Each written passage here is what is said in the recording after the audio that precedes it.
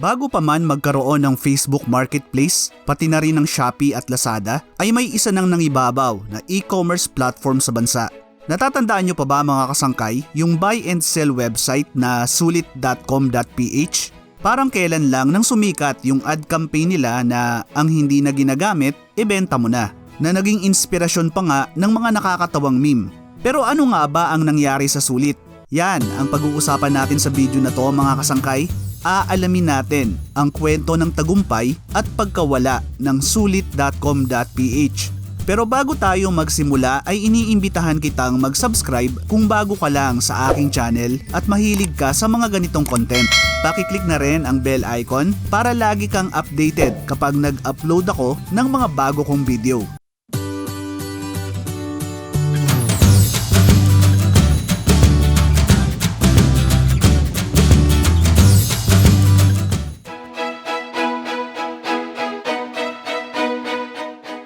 Noong mid-2000s ay hindi na bago ang mga online selling platform. Sa US nga ay sikat na ng mga panahon na to ang eBay, kung saan pwedeng magbenta at bumili ng mga second-hand na gamit sa internet. Dito naman sa Pilipinas ay sa dyaryo pa rin umaasa ang mga tao para mag-buy and sell. Dahil bukod sa konti pa lang ang gumagamit ng internet nun ay hindi rin tiwala ang mga Pinoy sa online transaction. Pero hindi ito magiging hadlang para sa mag-asawang RJ at Arian David para simulan ang website na sulit.com.ph noong 2006. Parehong may trabaho ang noon ay magkasintahan pa lang na si RJ David at Arian de los Reyes. Si Arian ay nagtatrabaho sa isang bangko at freelance web developer naman si RJ. Pero noon pa man ay pangarap na ng dalawa na magkaroon ng sariling negosyo. At dahil gumagawa si RJ ng mga website para sa mga kliyente ay naisip nila na bakit hindi rin sila gumawa ng sarili nilang website. Pero sa dami nga ng pwedeng gawing website ay nahirapan sila kung anong klaseng website ang gagawin. Dito na maiisip ni Arian ang ideya ng isang classified ads website. At sinimulan nga nila agad na gawin ang isang experimental website na tinawag nilang sulit.com.ph. At alam nyo ba mga kasangkay na hindi sa Maynila kundi sa probinsya ipinanganak ang Sulit? Sinimulan at pinatakbo ng magkasintahan ang website sa bahay ng mga magulang ni RJ sa Angono, Rizal.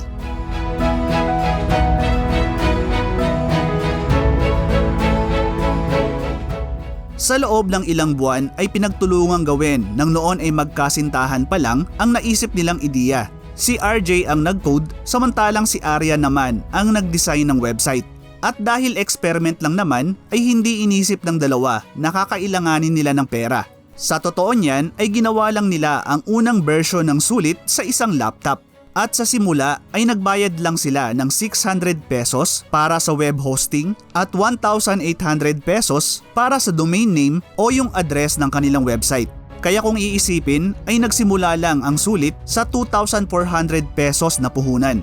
Inabot ng 6 na buwan bago ma-launch ni RJ at Arian ang libreng classified ads website na sulit.com.ph noong September 11, 2006. At para makakuha ng traffic ay kung saan saang discussion board ipinost ni RJ ang link ng kanilang bagong website. At alam nyo ba mga kasangkay na ang kauna-unahang item na isinabmit sa Sulit ay isang bagong kulungan ng ibon samantalang ang kauna-unahan namang second-hand item na inilista rito ay isang PlayStation 2 o PS2. Bago to ay nagpatuloy pa rin ang dalawa sa pagtatrabaho. Kumukuha pa rin si RJ ng mga freelance project at si Arian ay pumapasok pa rin sa bangko.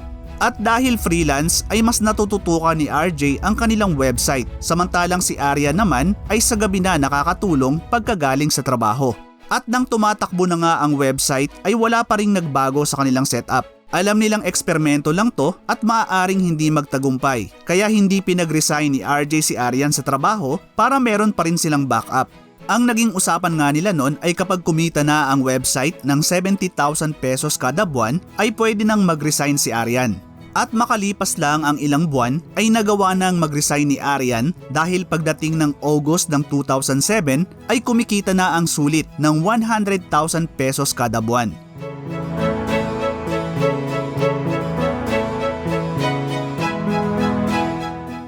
Dahil sa unti-unting pagsikat ng sulit.com.ph ay naisip ng mag-asawa na para mas lumaki pa ang kanilang website ay kailangan na nilang lumipat sa Maynila. Kaya matapos ang 3 taon ng pagpapatakbo nila ng Sulit sa Angono, Rizal ay nagdesisyon sila na ilipat ang operasyon nito sa Ortigas. At dahil lumalaki na ang kanilang operasyon ay nagdagdag na din sila ng 3 pang team member. Dito na mapagtatanto ng dalawa na unti-unti nang natutupad ang kanilang pangarap dahil nagpapatakbo na sila ngayon ng isang maliit na kumpanya. Magpapatuloy pa ang pagsikat ng Sulit hanggang sa maging ito na ang #1 local website sa Pilipinas base sa web traffic o yung bilang ng mga taong bumibisita rito. Dahil dito ay marami na rin ang lumapit sa kanila na gustong mag-invest o kaya ay bilhin ang kumpanya. Ilan sa mga sumubok na bilhin ang Sulit ay ang eBay at ang Singapore Press Holdings o SPH na matapos mabigong makuha ang Sulit ay nagtayo ng sarili nilang website na ayosdito.ph. Noong 2009 nang magdesisyon sila RJ na makipag-partner sa South African company na Naspers kung saan ay binili nito ang 51% ng Sulit. Isa sa mga nagustuhan ng mag-asawa sa Naspers ay ang kasunduan nila na sila pa rin ang magpapatakbo ng kumpanya. At sa tulong nga ng Naspers ay mas lalaki pa ang team ng Sulit na mula sa 5 ay magkakaroon na ng 20 team member. At para mas maipromote pa ang website ay pinayuhan ng Naspers si RJ at Arian na maglabas ng patalastas sa TV. Kaya noong 2012 ay nagsimulang e-ere ang mga patalastas ng Sulit gaya na lang ng TV commercial nila na Ano Hanap Mo, kung saan ay makikita rin ang bago nilang tagline na Hanap, Usap, Deal. Ano hanap mo? Costume. Sa sulit.com.ph syempre. Dapat wala akong kapareho sa party hello, nag-a-accept kayo ng costume? Opo. Sa sulit.com.ph, pinakamarami ang naghahanap at ang mahahanap. Ang dali, hanap, usap, deal. Zatur! Sulit.com.ph. Ikaw, ano hanap mo? Pero ang tumatak talaga sa akin mga kasangkay ay ang kanilang campaign na ang hindi na ginagamit, ibenta mo na. Dahil nga sa mga nilabas na commercial ay mas lalo pang makikilala ang Sulit na ng mga panahon na to ay mayroon ng 2 milyong registered users at 10 milyong page views kada araw. At gaya ng marami nun ay isa rin ako sa user ng Sulit. Ang tanda ko nga na unang naibenta ko rito ay ang collection ko pa nung college na kumpletong set ng Slam Dunk manga. Kayo ba mga kasangkay? Tandaan nyo pa ba yung kasikatan ng Sulit dati? Isa rin ba kayo sa mga naging user nito? Ano yung mga naibenta o nabili nyo rito? Paki-share naman sa comment section sa baba.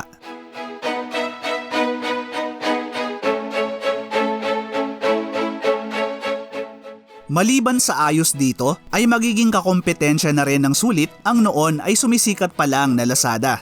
At hindi gaya ng mga classified ads website ay nag-aalok ang Lazada ng malaking discount, money back guarantee at free shipping, bagay na hindi kayang sabayan ng Sulit.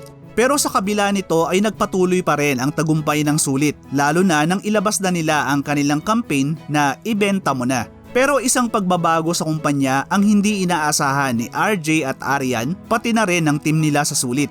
Noong 2014 kasi nang magdesisyon ang Naspers na pagsamahin na lahat ng kanilang hawak na classifieds company sa iisang global brand na OLX. Hindi nagustuhan nila RJ ang desisyon dahil mas kilala sa Pilipinas ang Sulit kesa sa OLX. Pero wala na silang nagawa dahil pinal na ang desisyon. At noon ngang March 19, 2014 nang opisyal nang pinalitan ang pangalan ng sulit.com.ph sa olx.ph. Bagamat hindi nila nagustuhan ng una, ay tinanggap na lang din nila RJ at Arian ang rebranding at inisip na para to sa ikabubuti ng kumpanya. Noong 2015 naman nang mag-merge ang magkaribal na OLX at Ayos Dito kung saan ay inabsorb ng OLX ang karibal na website. Nangangahulugan to na magsasara na ang Ayos Dito at ang lahat ng user at traffic dito ay mareredirect na sa olx.ph. Noong 2016, matapos ang isang dekada simula ng itatag ang Sulit, ay nagdesisyon na ring umalis sa OLX ang mag-asawang RJ at Arian.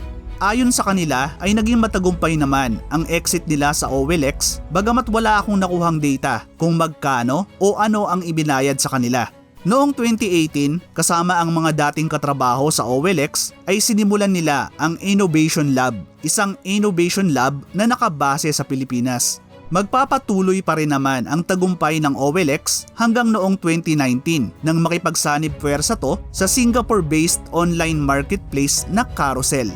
Kaya ang dating sulit.com.ph na naging OLX Philippines ay kilala na ngayon bilang Carousel Philippines. Well, nakakalungkot lang ang naging kwento ng Sulit mga kasangkay. Sa totoo lang kasi ay mas gusto ko pa rin yung original at Pinoy na Pinoy nilang branding na talaga namang makaka-relate ang masang Pilipino.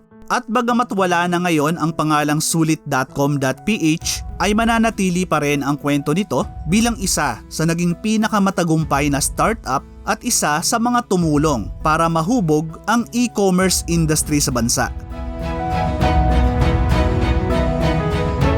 Maraming salamat sa muling pagsama hanggang sa dulo ng video natin mga kasangkay. Ano ang masasabi nyo sa kwento ng sulit.com.ph? Alam nyo ba na ang OLX na ngayon ay Carousel na ang dating original na Sulit? Pakishare naman ng mga kwentong sulit ninyo sa comment section sa baba. Pakiclick na rin yung like button kung nagustuhan nyo yung content na to.